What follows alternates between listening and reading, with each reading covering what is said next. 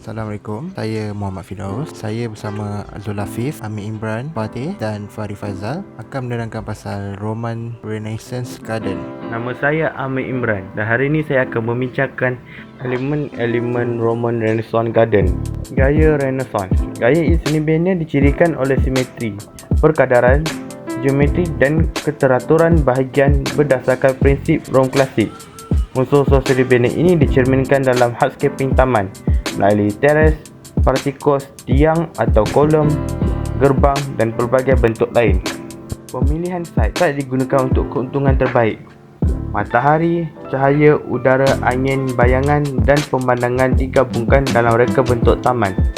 Oleh kerana banyak vila dan kebun mereka dibangun di bukit dan lereng bukit, lokasi taman dapat dilihat dari luar bangunan dan pemandangan taman di sekitarnya dapat dinikmati dari dalam taman. Reka bentuk yang bersatu. Vila dan taman saling melengkapi dan dirancang secara keseluruhan. Lukisan dinding dicat di dalam vila membawa kebun ke dalam vila. Halaman dan teres menjadi bilik luar, memperluaskan vila ke dunia luar. Tembok dan halaman. Keluar dari abad pertengahan, dinding kebun masih digunakan untuk keselamatan dan privasi. Tetapi, dengan vila dan taman yang dibangun di lereng bukit, taman dapat dilihat dari dalam. Halaman luar yang sering ditutup dengan struktur abur atau atap jika tempat untuk bersenam dan rekreasi disediakan. Taman kesenangan. Taman ini dimasukkan untuk dinikmati, digunakan untuk berjalan-jalan, merenung, berunduh dan berlindung dari terik Mediterranean yang panas. Ini adalah perbezaan yang nyata dari kebun berguna pada zaman pertengahan. Kejutan dan hayalan. Taman itu dimasukkan untuk dijumpai dan dikunjungi, untuk mengejutkan dan mengembirakan pengunjungnya. Ia mungkin mempunyai rupa pemandangan yang tidak dijangka. Shady Glades, topiary, grottos, arca, ruin dan arbor, tumbuhan dan pokok. Pokok renek dipotong menjadi bentuk yang menarik dan topiary dipotong menjadi corak geometri atau maze. Pokok didambakan untuk bayang, termasuk pokok cemara. Hai, Assalamualaikum. Nama saya Mak Fatih bin Kaiwanwa, nombor metrik 06DSB 19F 1048. Saya akan menerangkan tentang planning for Roman Renaissance Garden. So firstly, tanaman-tanaman ini ditanam semata-mata untuk tujuan memberi kesenangan kepada orang ramai. Mereka mempamerkan pemandangan dengan banyak ciri indah dan pemandangan yang menakjubkan. Secara tidak langsung, ia dapat memberikan kesenangan kepada orang sekeliling jika berada di taman tersebut. Seterusnya, mereka sangat mementingkan elemen simetri di mana-mana supaya kelihatan kemas. Simetri adalah perkara yang penting pada taman di Itali.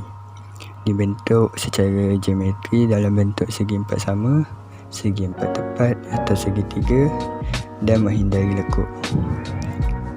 Banyak taman di Itali berada di lereng bukit, menawarkan tempat masyarakat di Itali untuk berdiri dan menikmati pemandangan sekitarnya serta melihat taman dari atas. Ia memberikan ketertiban, keseimbangan dan menyejukkan mata yang memandang taman kerana terdapat kekemasan. Hedges digunakan untuk membahagikan taman ini kepada beberapa bahagian, dan setiap bahagian yang telah dibahagi mempunyai special view. Setiap sudut taman mempunyai keistimewaan yang direka khas. Ia menjadikan taman ini kepelbagaian dengan membahagikan taman. Ia tidak tertumpu kepada satu sudut sahaja pada taman ini. Masyarakat di Itali mendapat pelbagai pemandangan yang cantik. Selain itu, tanaman ditrim dan dibentuk menjadi pelbagai dan mempunyai tarikan pada setiap bentuk. Kebanyakannya mereka menggunakan bentuk geometri, so ia memberikan keterikan kepada masyarakat Itali. Kehadiran air di Roman Renaissance Garden ini adalah salah satu keharusan yang perlu ada. Secara tidak langsung ia menjadikan unsur penting pada tanaman di Itali, antaranya tasik buatan, kolam dan kolam batu, air pancut, sungai dan terusan. Air melembutkan bentuk geometri taman dan mewujudkan latar belakang yang menenangkan dan menyegarkan. Kehadiran air memberi kenyamanan kepada surrounding dengan bunyi dan kesejukan yang diberi oleh elemen air. Akhir sekali, apa yang dikatakan, air pancut, pasir buatan, kolam dan sebagainya provide relaxation and create interest. Ia dapat memberi aura positif dan baik kepada masyarakat Itali. Dengan adanya taman seperti Roman Renaissance Garden ini, mereka dapat menghilangkan segala masalah dan membuang segala negatif vibes dalam diri dengan kunjung ke taman-taman seperti ini yang memberikan kesenangan dan kenyamanan. Okay, saya Muhammad Firdaus. Saya akan terangkan pasal karakteristik. Pertama sekali ialah mereka menggunakan very formal line. Mereka tidak menggunakan line yang banyak untuk membuatkan sesuatu bentuk itu bagi menampakkan desain itu lebih mudah. Yang kedua ialah display backdrop for sculpture bagi melambangkan sesebuah entiti taman itu, kerana Itali juga terkenal dengan sculpture manusia.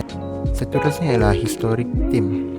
Mereka akan mencuba menjaga pelbagai sejarah mereka seperti sculpture, bangunan dan sebagainya. Sama seperti tadi, ianya juga untuk melambangkan sesebuah identiti kerana Itali juga merupakan salah satu tamadun awal. Tidak lupa juga dengan ini, iaitu mereka menggunakan geometrical pattern. Di taman ini mereka menggunakan bentuk geometri untuk plan ini seperti segi empat, bentuk diamond, bulat dan sebagainya. Di samping itu, mereka juga meletakkan water features di kawasan taman kerana ianya membantu melembutkan bentuk geometri. Gaya luaran ini dapat meningkatkan perspektif kehijauan di taman itu. Oleh itu, kita sering menjumpai tasik buatan, sungai dan tulisan elegan dan lembangan besar. Selain itu, tangga di taman ini menggunakan step earth and balustrade. Istilah balustrade merujuk kepada gabungan pegangan tangan, spindle ataupun balustrade, basiral dan nails yang bersama-sama membentuk sistem pagar yang merangkumi satu atau kedua sisi tangga. Railing ini juga memiliki desain yang hampir sama dengan Doric Italian column. Assalamualaikum, nama saya Zul Afif bin Zakaria. Saya akan menerangkan contoh hardscape untuk Roman Renaissance Garden. Tetapi sebelum itu, saya akan memberikan sedikit pengenalan untuk hardscape. Hardscape merujuk kepada elemen keras dan kukuh dalam reka bentuk landscape yang kekal untuk selama bertahun-tahun. Beberapa contoh pemandangan hardscape adalah batu, jalan penjalan kaki, dinding menahan, teras paver, dapur luaran, ciri air, geladak dan jalan masuk. Seterusnya adalah hardscape untuk Roman Renaissance Garden. Di dalam slide ini terdapat beberapa contoh hardscape yang diletakkan seperti dinding, air pancut dan rata air atau ciri air. Kemudian, untuk slide yang seterusnya adalah merupakan contoh hardscape untuk tempat duduk, gazebo, patung dan air pancut gergasi. Untuk yang terakhir sekali, di dalam slide terakhir untuk contoh hardscape ialah air pancut yang digabungkan dengan patung, kolam yang digabungkan dengan dinding dan patung, tangga bersama tempat duduk, dan yang terakhir adalah terowong.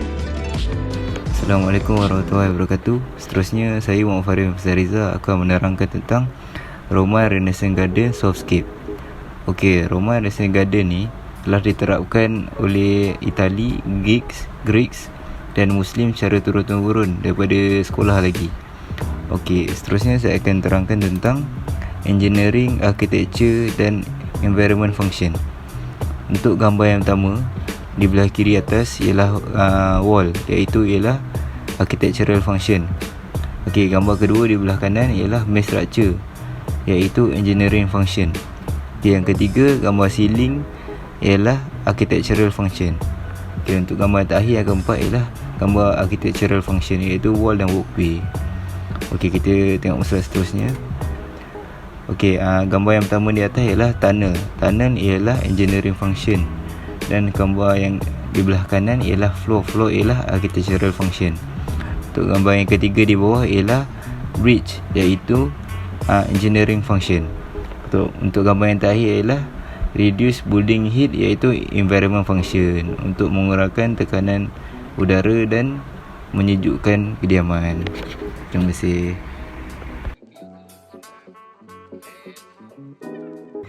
Terima kasih.